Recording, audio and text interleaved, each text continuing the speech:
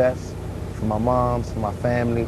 I want to be financially secure, and I want to be able to help a lot of people, and I want to be able to change my community, and I want to make my mark on the world. Tupac was just himself, free to be him. He didn't care what nobody had to say about him. He was being himself. He was a sweet person, a kind person, but nobody could change his mind about the lyrics he wanted to write or the image he wanted to portray. He was just the person he wanted to be. I'm focusing on changing the world, whatever I can do to achieve more, to be a better person, to make more money, and to get myself to a position in this business where I don't have to take as many orders, and I can give a few, and I can give back. That's what I'm trying to do. I'm setting out one lone young black male with the stack against me against the world, with about 30 cases. They're all getting dropped, and then I'm gonna take the world over.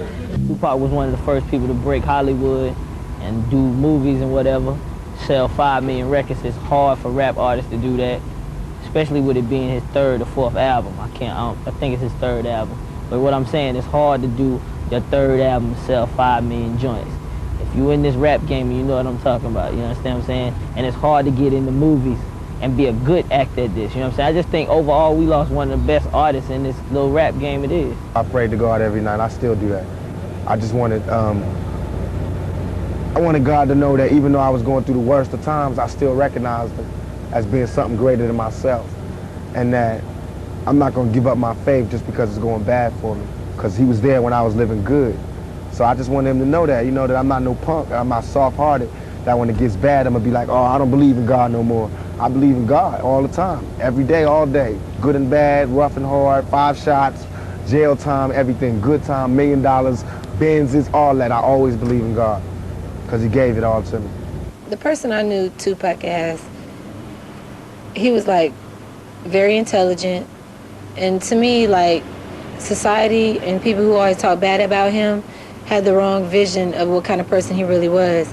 I mean, everybody has done crazy things before or get put off in the wrong situations with the wrong type of people and wrong surroundings, but he's not a bad person. To me, I think he had a lot of sense, and he was very intelligent.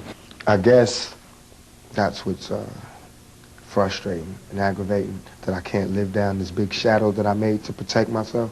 Because it started out as just being, I need to get an alter ego to keep people away from me and to protect myself, which everybody does. Like when somebody breaks into your house and you know he's in the house, you wouldn't go in your real voice, excuse me, are you breaking in my house? You would go, hey, what you doing in my house? It's the same thing that I do, you know what I mean?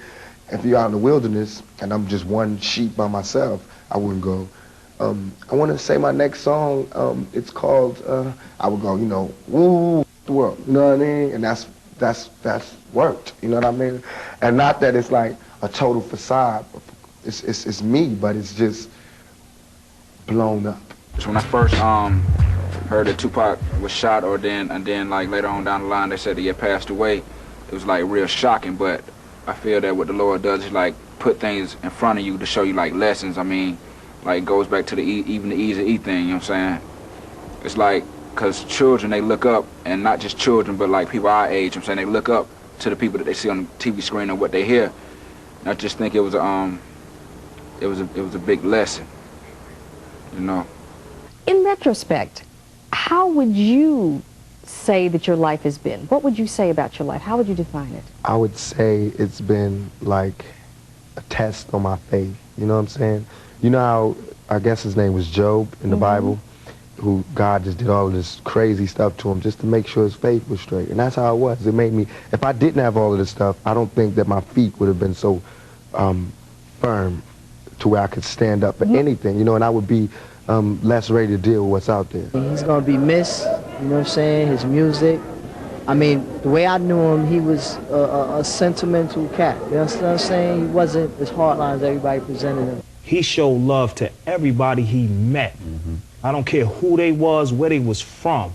East Coast, West Coast, wherever. You know what I mean? We had in More You Till I Join You, damn, I wish they would have known how much you love New York. And then after he passed, it was like, I wish he would have seen how much New York loved him.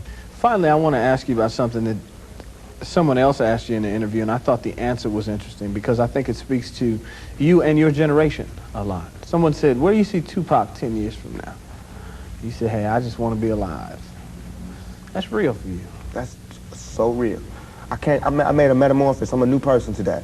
Because I used to strongly and honestly, I feel like I could represent my generation so much because I honestly did not care whether I lived or died.